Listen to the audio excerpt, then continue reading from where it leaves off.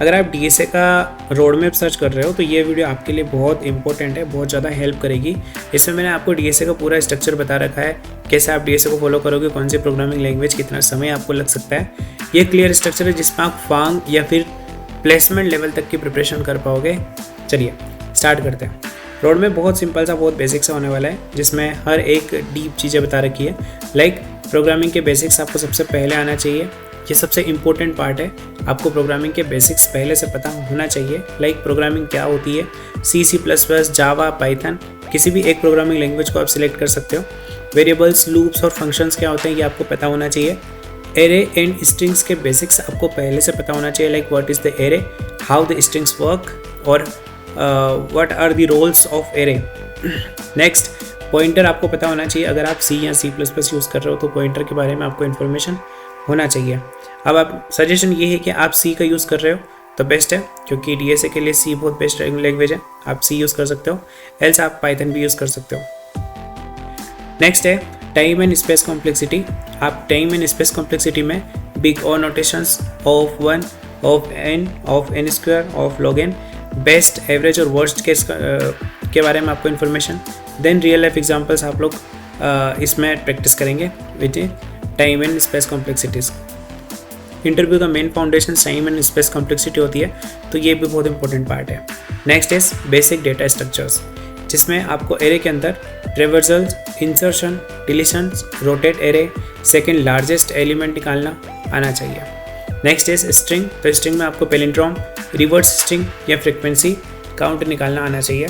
Then recursion की बात करें तो इसमें आपको कवर करना पड़ेगा बेस कंडीशंस, फैक्टोरियल और फिबोनाची।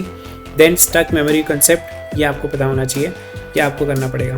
देन नेक्स्ट फेज है which is phase 3, linear data structure. Linear data structure में आपको लिंक लिस्ट में सिंगली, डबली और circular, insert, delete and reverse link list cover करना है।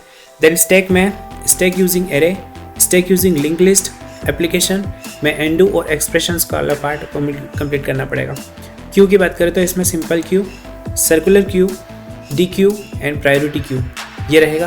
देन फेज 4 की बात करें तो नॉन लीनियर डेटा स्ट्रक्चर जो कि होने वाला है। इसमें आपको ट्री और हीप और ग्राफ, इसमें देखो ट्री के अंदर आपको binary tree, binary search tree, BST और tree traversals, height and depth ये कवर करना है। देन हीप में mean heap, max heap, priority queue ये रहेगा। ग्राफ के अंदर बात करें तो ग्राफ में graph basics, BFS, DFS, adjacencies list या मैट्रिक्स। एंड देन फेज 5 में आपका एल्गोरिथम्स रहने वाला है, जिसमें आपको सर्चिंग करना है। सर्चिंग के अंदर आपको लीनियर सर्च और बाइनरी सर्च कवर करना रहेगा।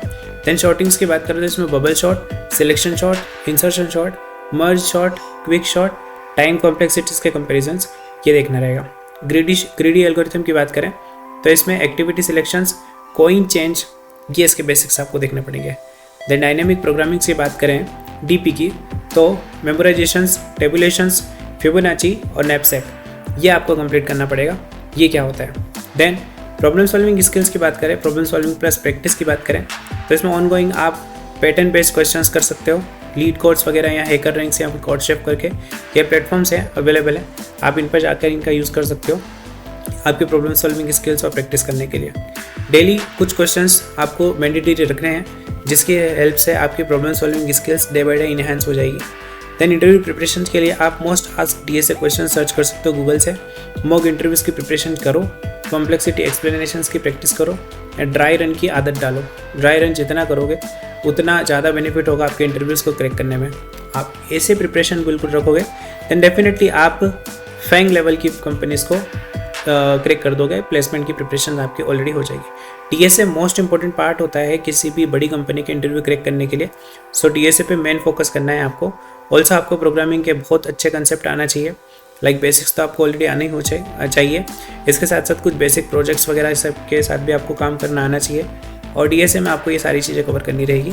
इसके बाद आप किसी बड़ी कंपनी में बैठ सकते हो। और बहुत सारी बड़ी कंपनियाँ जो होती है, जो बड़ी बड़ी कंपनियाँ होती है, जैसे फेसबुक है, एप्पल है, अमेज़ोन है, नेटफ्लिक्स है, गूगल है, ये सारी जो कंपनियाँ होती है ये मतलब DSA कंपलसरी रखती है। DSA तो उनको चाहिए ही चाहिए, क्योंकि DSA बेस्ड जो प्रोग्रामर्स होते हैं उनकी प्रॉब्लम सॉल्विंग स्किल्स बहुत नेक्स्ट लेवल होती है और जो विदाउट DSA स्टूडेंट्स या विदाउट DSA डेवलपर्स होते हैं वो किसी भी कोड को बहुत लेगी मतलब बहुत गलत तरीके से लिखते हैं, तो कंपनी को ऐसे डेवलपर्स की रिक्वायरमेंट नहीं होती है। Thank you. आई होप कि आपको समझ में आ रहा होगा कि like what is the flow of DSA। Thank you.